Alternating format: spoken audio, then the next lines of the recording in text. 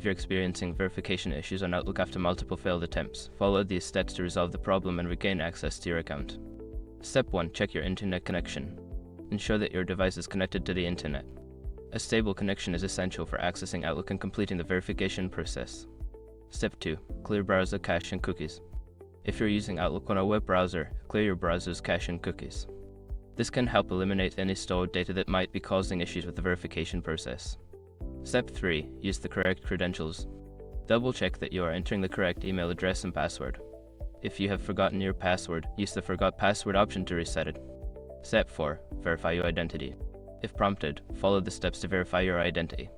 This may involve receiving a code via SMS or email. Make sure you have access to the recovery options linked to your account.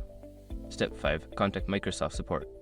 If the issue persists after trying the above steps, reach out to Microsoft support for assistance.